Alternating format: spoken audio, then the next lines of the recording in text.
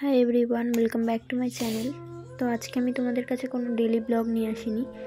দেখতেই পাচ্ছ যে আমি কান্নাকাটি করছি, তার একটা যথেষ্ট কারণ আছে। আমি কিছুক্ষণ আগে লাইভে আসলাম, তোমাদেরকে বললাম আমি শেয়ার করব।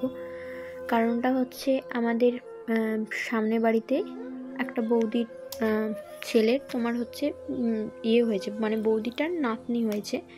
তো ওদের বাড়িতে আমরা যাদেরকে তৃতীয় লিঙ্গের, এক কথায় বাংলা কথায় যাদেরকে আমরা হিজড়া বলি, তো তারা আসে এবং আমি ওর ঠাকুমার সাথে কথা বলছিলাম যে মানে যার বাচ্চা হয়েছে দীপ কোথায় আছে।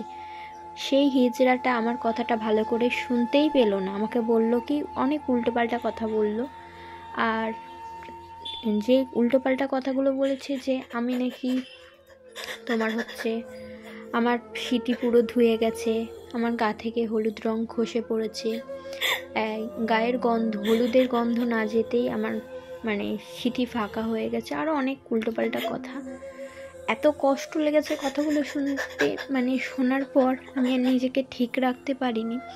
ওদের কিসের জন্য এত আসপদ্দা হবে, আর কেন আমাকে এই কথাটা বলবে?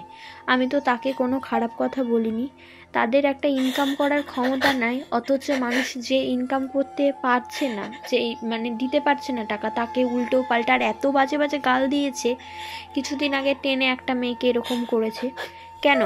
ওদের মধ্যেও অনেকে শিক্ষিত আছে যারা তৃতীয় লিঙ্গের আছে, তো ওদের ক্ষমতা যখন নাই কাজ করার, মানুষকে ওদের বাজে কথা বলারও কোনো ক্ষমতা নেই, কোনো রুলসই নেই।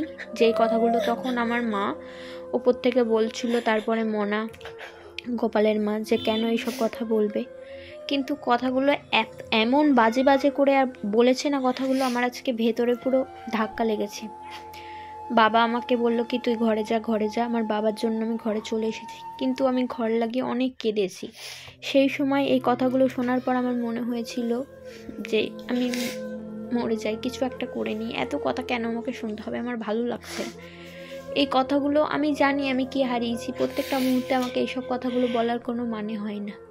একটা মেয়ের স্বামী চলে গেলে কত কথা শুনতে হয়, কত অসুবিধার মধ্যে পড়তে হয়, আমি প্রত্যেকটা মুহূর্তে পেশ করি। আজকে দুপুরবেলায় মা খুব কাঁদছিল, আমি যখন দরজা লাগিয়ে দিয়েছিলাম, ভাবছি আমি হয়তো কিছু করে দেব। সত্যি করে আমি আজকে সেটাই করে দিতাম। আমি নিজেকে ঠিক রাখতে পারছিলাম না, আমার ভেতর পুরো খা খা করছিল। যখন এইসব কথা শুনি না, তখন আরও বেশি কষ্ট হয়। আর সকাল থেকে আমি তখন স্নানও করিনি, আর আজকে ভাতও খাইনি সারাদিন মান। আমি তখন ক্যামেরার সামনে তোমাদেরকে এসে কথাগুলো বলতে পারিনি। আমি শুধু কেঁদে গেছে, আমার চোখের জলটা দেখেছি।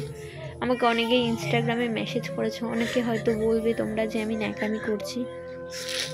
তোমাদের কাছে হয়তো ন্যাকামি হতে পারে, কিন্তু যার প্রিয়জন হারায় তাকে যদি এইসব কথাগুলো শুনতে হয়, তখন তার আরও বেশি কষ্ট হয়। তার মনে হয় যে সেই মুহূর্তে হয়তো পৃথিবী ছেড়ে চলে যায়। আমার আজকে সেটাই মনে হচ্ছিল।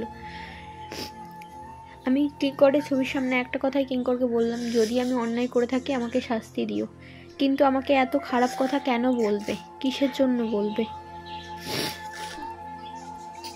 তাদের কিন্তু খেটে খাওয়ার ক্ষমতা নেই। মানুষকে ওই হাতে তালি মেরেই পয়সা ইনকাম করতে হবে, তাছাড়া আর কোনো উপায় নেই। ওই হাতে তালি মেরে যাবে, নোংরা নোংরা কিস্তি দেবে।